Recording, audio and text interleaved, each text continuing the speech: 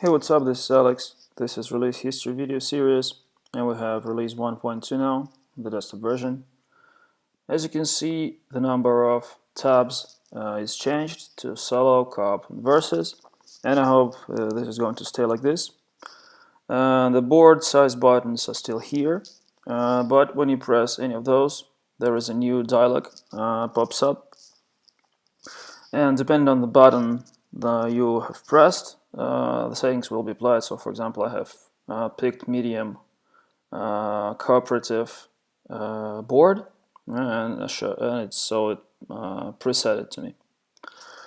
And yeah, you can of course change it, right? And the reason behind this is because now you can play the RPG mode in an online mode, so we can start a cooperative game with an RPG flavor, and vice versa. You can play solo without RPG. You can see the settings were changed, yeah. And that meant it would create a lot of combinations so that I would still be able to start a game instantly with a button press. And so I decided to show this dialog, and so on the other hand, there is always an extra step, right, for this. While on the other hand, you can adjust anything without quitting the game you have just started.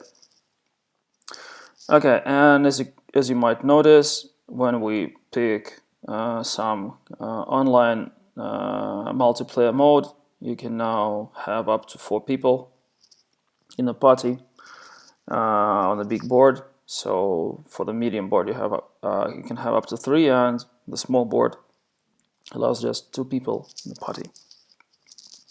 Okay, so let's create a game, and we'll start with solo online. As you can see, we are in the North America server, and if we create a game, and I start playing, you see that the latency and the feedback, the response is quite unpleasant, right? And that's because, well, obviously the server is across the ocean to me, and the round trip is, well, it's a huge distance. And let's see what. Okay, cool. And as I just said, you can now play classic flavor offline, and let's see what happens. Okay, and this time it's much better, right? So no matter what server you're using, be it the desktop mode actually or the mobile version, you can always play solo offline, the classic mode I mean, for now. So even in your performing a commute in subway where you have no connection and you prefer to stay offline, you can still enjoy the fastest response possible. Okay, other classic flavor stuff remains the same.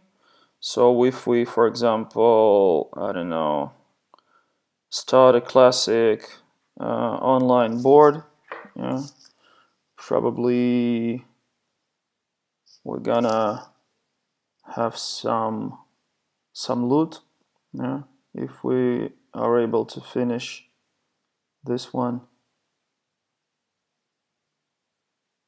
Come on. Okay. Yeah. And if we go, yeah, to our inventory, we can see that we have some loot, and there are changes in craft mechanics as well. So before the release 1.2, we had hard-coded recipes, which meant you knew the possible gems and effects up front, so you might adjust strategy. And what happens now is every time the game is initialized, it checks whether the recipes are generated, and if not, it generates it randomly. Okay, so now all the recipes are generated locally and randomly, and there is no way to craft with all 2s and 3s or whatever anymore. And the thing is, you need to obtain those recipes somehow from the game, from the RPG flavor, and I will talk about that later in the next video, I believe. But basically what would happen is that you would known recipe. Okay, so you would get kind of learn it. Okay, and after you learn it, it would appear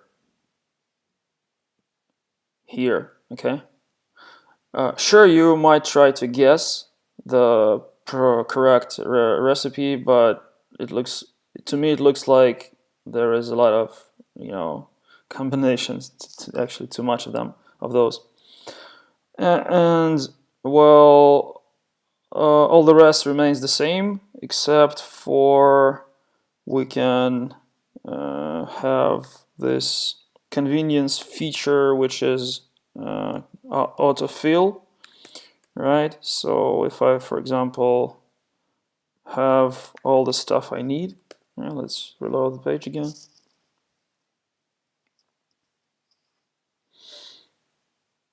Okay. Okay, it now autofills the required numbers, so I can put the modifier and craft my gem. Okay, and equip it.